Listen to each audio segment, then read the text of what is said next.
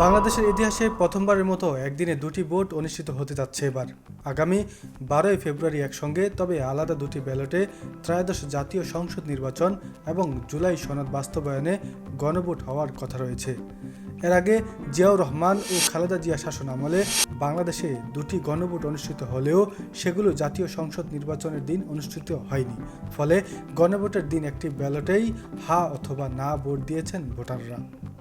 এবার একই দিনে একই সাথে দুটি ভোট অনুষ্ঠিত হওয়ায় ভোটের সময়সীমাও বাড়ানো হয়েছে 1 ঘন্টা। 12 ফেব্রুয়ারি সকাল 7:30 থেকে বিকাল 4:30 পর্যন্ত বিরতিহীনভাবে ভোট নেওয়া হবে বলে জানিয়েছেন নির্বাচন কমিশন বা ইসি।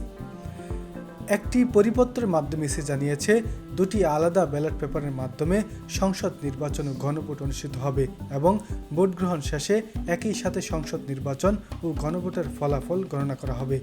আবার এবারই প্রথম প্রবাসী বাংলাদেশিদের জন্য বিভিন্ন দেশে পোস্টাল ব্যালট পাঠানো হয়েছে। তাদের কাছে একই খামে পাঠানো হয়েছে দুটি ব্যালট। অনেকের প্রশ্ন, গণভোট তাহলে কি? গণভোটে হা দিলে কি পাবেন, না দিলে কি পাবেন না? পরিবর্তনের চাবি এবার আপনারই হাতে স্লোগানে গণভোট নিয়ে জনসচেতনামূলক প্রচার কার্যক্রম চালাচ্ছেন প্রধান উপদেষ্টার কার্যালয় থেকে। গত শুক্রবার 2 জানুয়ারি প্রধান উপদেষ্টার ভেরিফাই ফেসবুক থেকে গণভোটে হা এবং না ভোট নিয়ে একটি লিফলেট প্রচার করা হয়।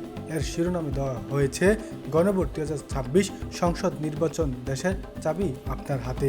গণভোট বিষয়ে জনসচেতনামূলক প্রচার কার্যক্রম প্রধান উপদেষ্টার কার্যালয় থেকে এই প্রচারণা চালানো হচ্ছে। গণভোট সচেতনতা কার্ডে বলা হয়েছে, আপনি কি এমন বাংলাদেশ চান যেখানে তত্ত্বাবধায়ক সরকার, নির্বাচন কমিশন ও সরকারি কর্ম কমিশন পিএসসি গঠনে সরকারি দল ও বিরোধী দল একত্রে কাজ করবে? সরকারি দল ইচ্ছে মতো সংবিধান সংশোধন করতে পারবেন না। সংবিধানে গুরুত্বপূর্ণ পরিবর্তনের ক্ষেত্রে গণভোটের বিধান চালু হবে। বিরোধী দল থেকে ডেপুটি স্পিকার এবং গুরুত্বপূর্ণ সংসদীয় কমিটি সমূহের সভাপতি নির্বাচিত হবেন। যত মেয়াদি হোক, কেউ সর্বোচ্চ 10 বছরের বেশি প্রধানমন্ত্রী থাকতে পারবেন না। সংসদে নারীর প্রতিনিধিত্ব পর্যায়ক্রমে বাড়বে। ক্ষমতার ভারসাম্য প্রতিষ্ঠার জন্য পার্লামেন্টে একটি উচ্চ কক্ষ গঠিত হবে। দেশের বিচার ব্যবস্থা স্বাধীনভাবে কাজ করবে। আপনার মৌলিক অধিকার সংখ্যা, যেমন ইন্টারনেট সেবা কখনো বন্ধ করা যাবে না। দণ্ডপ্রাপ্ত অপরাধীকে রাষ্ট্রপতি ইচ্ছেমতো ক্ষমা করতে পারবে না। রাষ্ট্রপতি ও প্রধানমন্ত্রী ক্ষমতার মধ্যে ভারসাম্য থাকবে। লিফলেটের নিচে আরও বলা হয়, হা ভোট দিলে উপরের সব কিছু পাবেন, না ভোট দিলে কিছুই পাবেন না। গণভোটে হা ভোট দিলে আমরা সংস্কারের পক্ষে আমরা ভোট দিব, আর যদি না ভোট দেই তাহলে কোনো সংস্কারই হবে না। এ নিয়ে আমরা আসলে কি চাই সেটা জনগণই সিদ্ধান্ত করবে।